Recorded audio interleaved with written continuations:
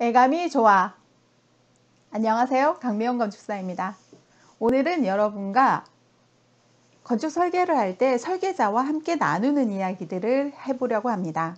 어떤 이야기들을 설계자와 함께 나눌까요? 여러분의 직직회에서는요.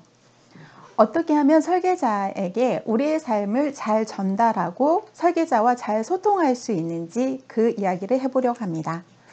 그렇다면 설계자와의 소통은 왜 중요할까요? 여러분들의 가족의 삶을 설계자가 같이 공감하고 설계도에 그 삶을 담아야 되기 때문입니다. 그러면 함께 집을 향한 즐거운 상상을 시작해 볼까요?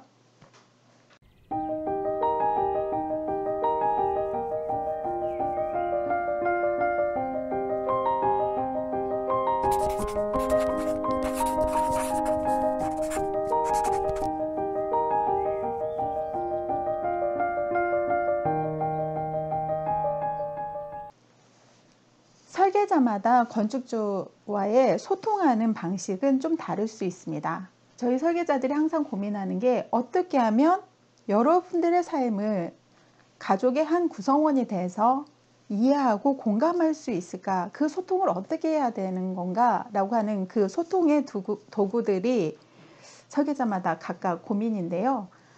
오늘 이야기는 건축사 사무소 애감, 저희 사무소에서 함께 나누는 이야기를 예로 하겠습니다.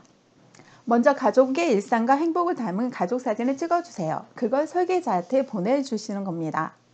왜냐하면 설계자가 이렇게 행복한 웃음이 가득 담긴 가족 사진을 앞에 두고 이 설계자인 저희도 한 사람의 가족 구성원이 돼서 설계하는 과정 내내 우리 가족의 행복한 모습이 우리 집에 담길 수 있도록 최선을 다해서 설계를 하고자 하는 마음이거든요.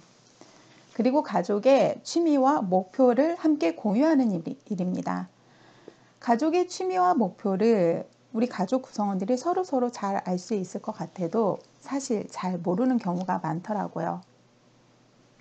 이 집을 짓는다는 것은 단순하게 물리적 실체인 집을 짓는 것만을 말하진 않습니다.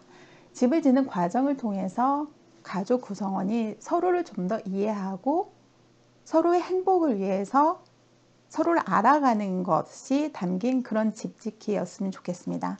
그래서 가족이 취미와 목표를 하느니 그 취미와 목표를 위해서 우리 집에 꼭 있어야 될 것 혹은 없어야 될 것들에 대한 이야기를 함께 나눕니다.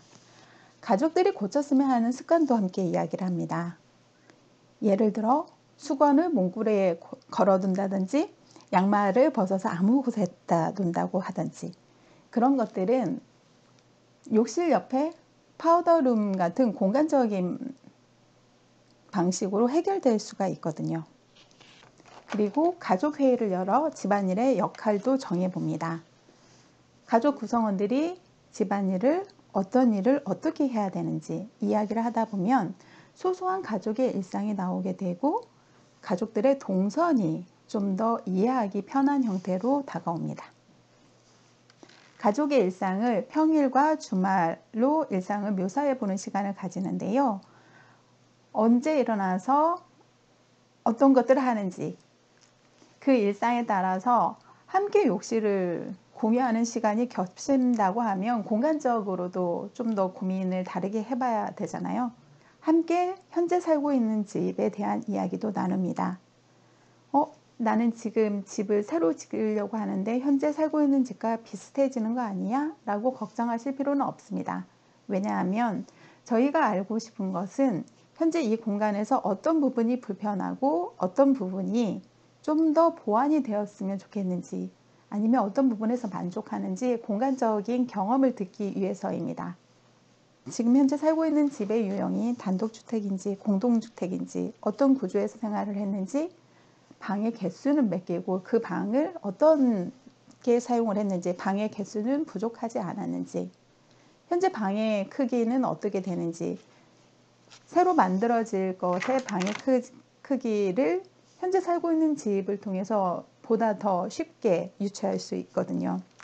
다양한 이야기를 통해서 현재 살고 있는 공간들의 이야기를 들어보고 그리고 현재 살고 있는 공간의 만족도도 함께 이야기를 합니다. 그 이후 우리 집에는 어떤 방문객들이 오는지, 또 혹시 모임은 자주 있는지, 우리 집에 오는 사람들에 대한 이야기를 함께 나눕니다. 그리고 그들이 우리 집에 대해서 가져주었으면 하는 느낌에 대해서, 또 누군가 우리 집을 방문했을 때 보이고 싶지 않은 부분이 있다면 어떤 부분인지 하는 이야기도 함께 나눕니다. 가족들의 개인 물품에 대한 리스트도 중요한 부분이죠. 개인이 사용하는 것들, 가구와 가전제품, 그런 리스트도 함께 이야기를 나눕니다. 또 우리 집의 전체 가구 리스트도 함께 작성을 해보죠. 가지고 있는 거, 앞으로 향후 구입할 거. 이런 가구들의 리스트는 굉장히 중요한데요. 왜냐하면 설계 도면에 이 가구들이 표현이 돼야 되거든요. 가구들이 설계 도서에 표현이 돼야 적절한 동선을 다시 또 검토할 수 있고, 전기, 스위치, 콘센트 등 설비 위치들도 보다 더 합리적인 방식으로 구성이 될 수 있기 때문입니다. 그리고 우리 집이 완성이 된 이후 5년 후, 10년 후 우리 가족들, 구성원들에게 예측되는 변화는 무엇인지, 미래의 예측에 따라서 현재 우리 집의 설계가 좀 달라질 수도 있거든요. 그리고 우리 가족들이 이 집을 통해서 정말 가지고 싶은 나만의 동굴은 무엇인지, 가족들에게 집은 어떤 의미가 있는지 하는 이야기들을 함께 나누게 됩니다. 집 짓기를 위한 프로젝트 이름을 지어주세요. 집 이름은 설계하는 과정, 지어지는 과정을 통해서 천천히 지으시면 되고, 현재 우리 집 짓기를 위한 프로젝트 이름을 여러분들이 이름 지어주시면 그 이름에 담긴 여러분들이 왜 집을 짓는지 보다 정확하게 설계자들이 이해할 수 있을 것 같습니다. 지금까지 이야기한 것들은 어쩌면 소소한 우리 삶의 일상이었는데요. 이 이후에는 공간에 대해서 보다 구체적인 이야기들로 들어가죠. 이렇게 소소한 이야기들을 아마 설계자하고 나누면서 걱정도 되실 것 같아요. 이렇게 설계자한테 소소하게 정말 이것까지 이야기를 해야 되나? 네, 이야기하셔야 됩니다. 설계자가 보다 더 여러분들의 가족이 될 수 있게 해주세요. 또 설계자들은 여러분들의 집 짓기에서 들은 이야기를 다른 사람한테 전달하지 않아요. 선생님들의 삶을 보다 잘 이해하기 위해서 필요한 것들이거든요. 오늘은 설계자와 어떤 이야기를 하면 좋을지 저희 건축사 사무소 예감의 방식으로 함께 이야기를 해봤습니다. 즐거운 집 짓기가 되길 바랍니다. 이상 강미연이었습니다.